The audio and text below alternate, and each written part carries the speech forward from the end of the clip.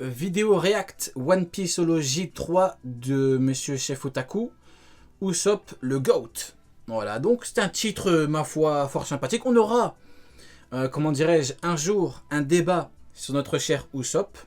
J'ai prévu de faire une petite émission, un petit live sur les Shichibukai, mais j'ai également prévu de faire un live sur chaque Mugiwara, un par un. Voilà, petit concept fort sympathique, où on prendra chaque Mugiwara, on en parlera en détail, on verra ce qu'ils ont fait, ce qu'ils auraient pu faire de mieux, ou pas, on verra, tout va bien. React, One Pieceology du chef Otaku, Usopp, le GOAT. Est-ce que c'est un GOAT, Usopp? Peut-être, peut-être. N'exagérons pas tout de même. Voilà, allez, let's go. Bienvenue dans ce nouveau numéro de One Pieceology et aujourd'hui on s'attaque Il a mis le chapeau de paille là pour l'occasion. au troisième arc de la saga S-Blue. D'ailleurs on se rappelle de les deux premiers épisodes très bons. Deuxième arc, c'est l'arc Baggy. Malheureusement il n'avait pas parlé du combat, si je me rappelle bien. Il n'avait pas parlé, c'était un petit peu dommage. Mais c'était fort sympathique, on verra le troisième épisode. L'arc que j'ai nommé, qui est nommé, c'est pas moi qui l'ai nommé, mais qui est nommé l'arc du Capitaine Kuro, aussi connu sous le nom de l'arc du village Siro. Par contre, je me pose 2 secondes, mais ayons rapidement un débat sur Monsieur Kuro. N'est-il pas une masterclass à lui tout seul? Oui, ceux qui diront non sont des personnes qui manquent de goût. je rigole. Non, Kuro, incroyable. Pour l'époque, c'est un magnifique antagoniste, et ça c'est une réalité. Qui s'étend du chapitre 22 au chapitre 41, si ma mémoire est bonne. Et oui, aujourd'hui, j'ai mis un chapeau de paille de Wish, parce que je me suis dit, tiens, pourquoi pas. Et finalement, je trouve que ça me fait un petit style. Il y a un petit côté Michael. Genre, ouh! Je sais pas pourquoi j'ai fait ça, je suis désolé.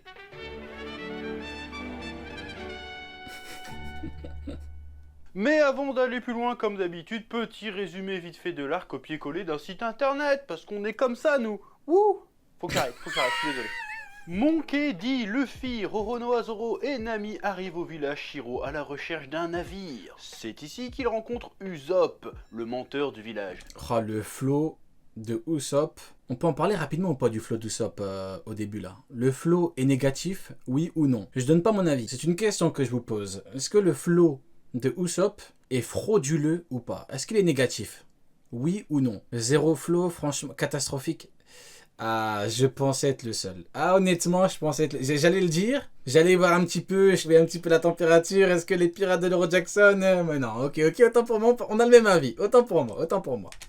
Usopp, c'est le fils de Yasop, un des membres de l'équipage de Shanks. Après qu'ils aient découvert le passé d'Usopp et la raison pour laquelle il ment, ils doivent l'aider à vaincre le capitaine Kuro, Crapador, et son ancien équipage, maintenant sous les ordres de Django, afin de sauver son ami Kaya et les habitants du village Shiro. Grosso merdo, c'est ça l'histoire. Alors évidemment, j'ai beaucoup aimé cet arc, parce que... Alors évidemment, j'ai beaucoup aimé cet arc. Vous voyez comment il le dit? Genre en fait, c'est évident. Tu dois aimer cet arc. A-t-il tort? Je vous pose la question. Ah non, il n'a pas tort, il a totalement raison. On doit aimer cet arc. Parce qu'on sent très clairement, encore une fois, une montée en puissance. Et ce, à tous les niveaux. J'aime plein de choses dans cet arc. Une montée en puissance. Ça c'est pas incroyable ça, une montée en puissance. C'est pas ce qu'on cherche à chaque fois. Eh oui, non, mais Ryo Sensei, mais la puissance c'est pas important. Ryo Sensei, si tu enlèves la puissance à One Piece, cette œuvre reste tout de même légendaire. Tu enlèves la puissance, on n'en a même pas besoin. Les combats, on n'en a pas besoin. Oui.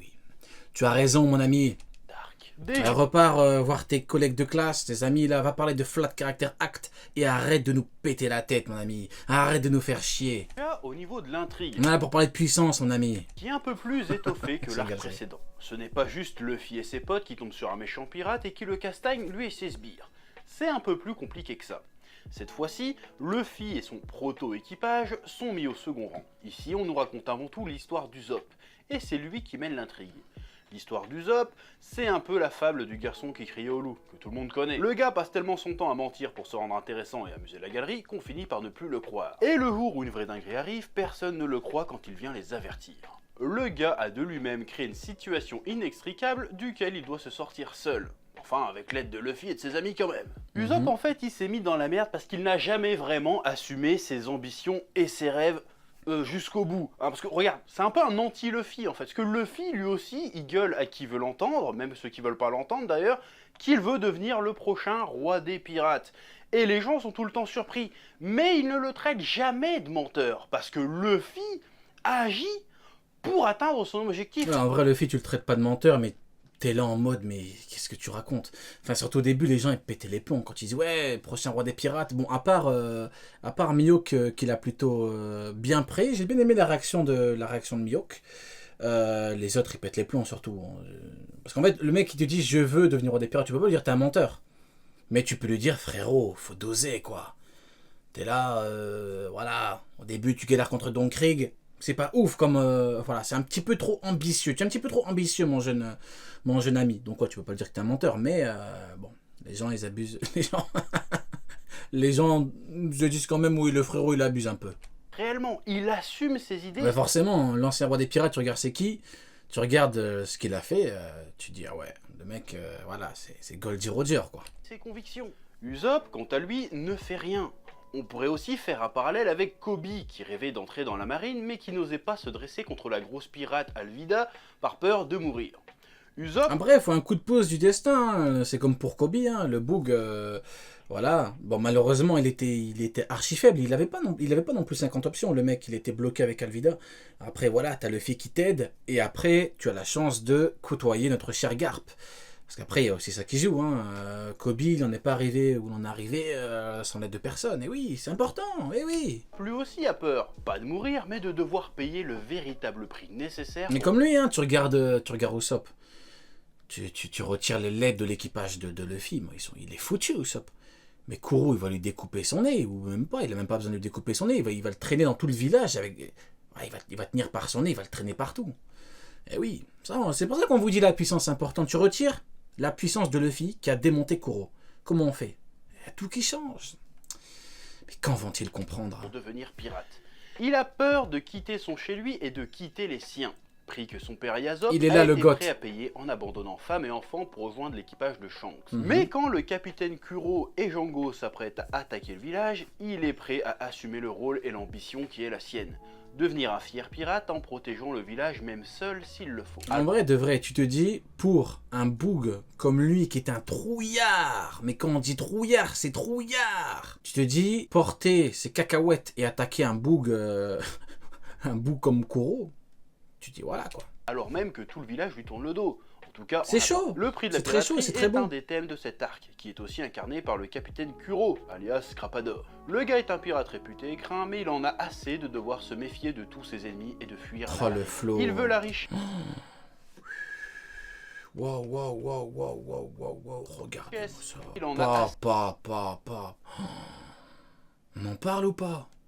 Bon, le côté les marines sont frauduleux, c'est pas grave. Ça, on n'en parle pas, on a l'habitude. Avec quand tout en haut, de toute façon, tout en haut, t'as quoi? T'as Sengoku, de base, leur supérieur hiérarchique, il est frauduleux. De toute façon, Sengoku, de base, il est frauduleux. Donc tu peux pas demander aux petits marines de ne pas être frauduleux. Ça, c'est un autre débat. Mais le flot de Kuro, masterclass, regardez comment il est. Putain, c'est... de devoir se méfier de tous ses ennemis et de fuir la marine. Il veut la richesse, la réputation et le statut sans avoir les emmerdes qui vont avec. Ouais, vous voulez être tranquille, mais oui, mais au bout d'un moment, Kuro il a dit j'en ai marre. Mais Kuro c'est un mec, voilà, il connaît ses limites aussi, il se dit, on va dire les termes, mais il sait très bien qu'il dans tous les cas, il ne peut pas non plus aller très loin. Voilà. Autrement dit, il s'est dit au bout d'un moment, je me calme, je reste tranquille, hop, j'arnaque les bougs, et je suis bien. Bon, malheureusement, il est tombé sur de payer le prix qu'impose la voie qu'il a choisie. Son opposition à Usopp et par extension à Luffy est donc une évidence. Usopp et Luffy gagnent car ils sont prêts à payer le prix de leur ambition. Nous sommes donc dans un arc qui, comme les précédents, aborde un aspect de la piraterie, de cette notion de la piraterie. On a eu un arc qui parlait de qu'est-ce qu'un pirate, on a eu un arc qui parlait de mais c'est quoi un trésor, ouais. Et ce coup-ci, sur cet arc, on essaye d'aborder déjà d'une part la notion de qu'est-ce que ça coûte d'être un pirate, et aussi un autre thème primordial, vraiment, qui est intrinsèquement lié avec la fonction de pirate et de monter un équipage. Je parle bien sûr de la loyauté. Ouais, et avec Kuro, t'as aussi l'aspect du... Voilà, au bout d'un moment, tu arrives à un stade où tu te dis soit je continue, soit j'en ai marre, j'en peux plus, j'essaie de me poser. C'est ce qui est arrivé à notre cher Kuro. Bon, encore une fois, malheureusement, il est tombé sur... il est mal tombé vu que, bon, voilà, c'est comme d'habitude, c'est un coup du sort, quoi, ils sont arrivés. Mais voilà, avec Kuro, tu vois bien, au bout d'un moment, il s'est dit c'est bon, les gars, j'en peux plus. Même si la marine est frauduleuse, au bout d'un moment, c'est bon. La loyauté entre camarades et surtout la loyauté entre un capitaine et son Et de toute façon, vu que dans l'œuvre, la volonté c'est très important. Voilà, Luffy il avait une plus grande volonté que Kuro. Le pauvre Kuro voulait juste être tranquille. Comment voulez-vous que Kuro fasse quelque chose à Luffy alors que Luffy c'est Luffy quoi. Le Boog il va atteindre le sommet. C'est pas Kuro qui va le calmer, mais oui. Cette thématique. Luffy est fier d'être un pirate jusqu'au bout, alors que Kuro, au bout d'un moment, il se dit c'est bon, j'en ai un peu marre de cette vie. Ah, tu peux pas gagner, Kuro. Est également incarné par Usopp et Kuro, et par extension Luffy, Zoro et Nami. On l'a vu, Usopp est un menteur pathologique. C'est un peu le Serge Mito de Blue. Mais il est néanmoins super loyal envers les habitants du village. Il leur est tellement loyal que même lorsque ceux-ci, exaspérés, le rejettent, ainsi que Kaya qui ne veut plus le voir, il décide quand même de se sacrifier pour les sauver. Car bien qu'il ait toujours été un menteur, il n'a jamais menti sur l'affection qu'il porte au village et aux villageois. Kuro, quant à lui, lui aussi il a passé son temps à mentir, mais ses mensonges sont bien plus graves que ceux d'Usopp. Il a même sans aucun doute commis le plus grand mensonge qui soit. D'ailleurs, c'est Luffy qui avait dit à Kuro, je m'appelle Monkey D. Luffy. Qu'est-ce qu'il a dit? J'allais pas me faire battre par un pirate qui a fui. Il a dit un truc comme ça. Ouais, par un pirate qui a fui la mer. Ouais, en tentant de faire oublier son nom. Dinguerie, hein. Ah, ça, la punchline, elle est terrible, hein. Ah, ça, c'est vraiment... Bon, je pense qu'il va en parler juste... je pense qu'il va peut-être en parler juste après. Après, il lui met pas les bulles, donc on verra pas. Mais la punchline, elle est incroyable. Je vais pas me faire battre par un pirate qui a fui la mer. Il a faim d'avoir de l'affection. Il a faim d'aimer quelqu'un. Kuro est déloyal dans tous les sens du terme. Quel acteur aussi, Kuro. Regardez-le. Oh là là, je suis tellement dégoûté. Je suis tellement loyal. Je suis tellement fidèle à votre famille. Faim d'aimer quelqu'un. Regardez comment il est. Kuro est déloyal dans regardez cet acteur-là. Qu'on lui donnait un Oscar à cet homme qu'on n'en parle plus. La commedia dell'arte, il a fini le jeu, ce mec. Mais lui, il va aux Oscars, là, et c'est lui qui va gifler Will Smith. Hein. Will Smith, il lui met pas une claque à Kuro. Hein. Ah, Kuro, il lui met une gifle à Will Smith, il récupère tous ses trophées. Hein. Ah ouais. Il n'estime pas ses hommes, les menace, les tue. Kuro a perdu face à Usopp et Luffy parce qu'en dépit du nombre d'hommes qui l'accompagnaient, il était en réalité tout seul. Et du côté de la bande à Luffy...